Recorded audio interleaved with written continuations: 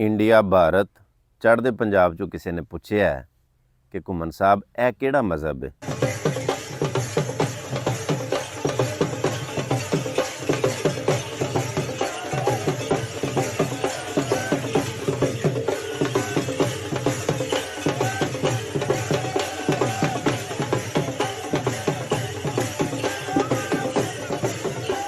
वेख ली वीडियो।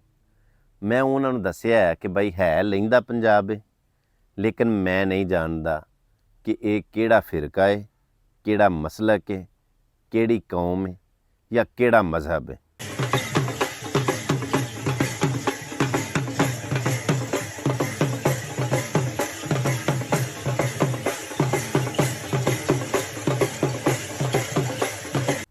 मैं ये भी गल उन्होंने आखी है कि मैं कदी किसी फिरके ते या किसी मसलक ते गुफ्तगू नहीं की, मज़हब ते किवें करा, क्योंकि मैं जानता ही इन्होंने मैं जानता ही नहीं कि ये कौन ने।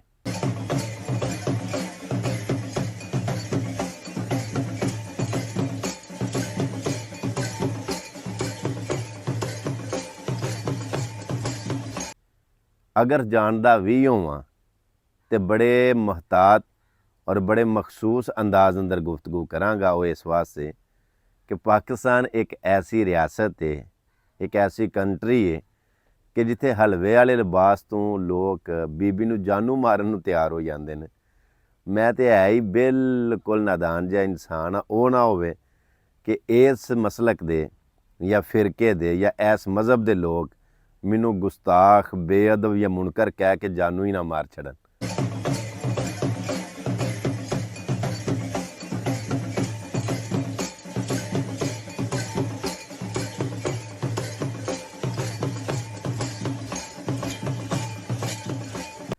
वैसे इस मज़हब का या फिरके का या मसलक का इस्लाम नाल ताल्लक नहीं।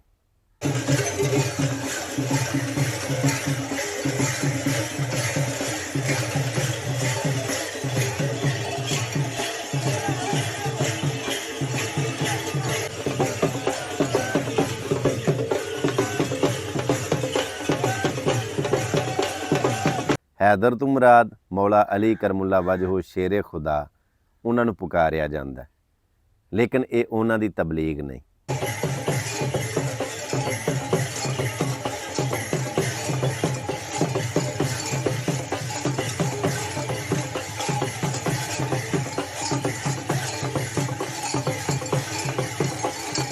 पाकिस्तान एक ऐसा मुल्क है जिथे हर किसी को आज़ादी है, किसी को रोक टोक नहीं, कोई किसी को पुछ भी नहीं सकता, समझा भी नहीं सकता।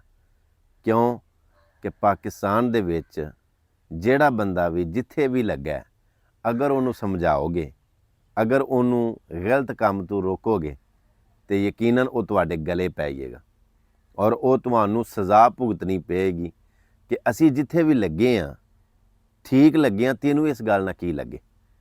मतलब कोई बंदा भी अगर किसी को समझाता है या कहता है कि ए मेरे पाक पैगंबर अलैहिस्सलाम दा दीन नहीं, मौला अली करमुल्ला वजहू शेरे खुदा दी ये तबलीग नहीं, वो कोई ना कोई मंतक, कोई ना कोई फ़लसफ़ा, कोई ना कोई स्टोरी कहानी या कोई ऐसी मंतक पेश करनगे कि अगले नूं ही झूठियां साबित करनगे। लिहाजा अगर तुसी जानते हो कि यह किहड़े मसलक किहड़े फिरके दे लोग ने तो मैनूं ज़रूर कमेंट दे विच दस्सिओ जे, क्यों कि मैं अपने वो चढ़ते पंजाब वाले व्यूवर, अपने फॉलोवर, अपने दोस्त नूं दसना है कि यह किहड़े मज़हब दे, किहड़े मसलक दे, किहड़ी कौम दे लोग ने। जे वीडियो अच्छी लगे तो इस वीडियो के कमेंट दे विच अपनी राय का इजहार जरूर करियो जे। इहदे नाल ही मैनूं इजाज़त दिओ। अपना बड़ा सारा ख्याल रखियो। अल्लाह सोहणे दे वाले। अस्सलाम वालेकुम वरहमतुल्लाह।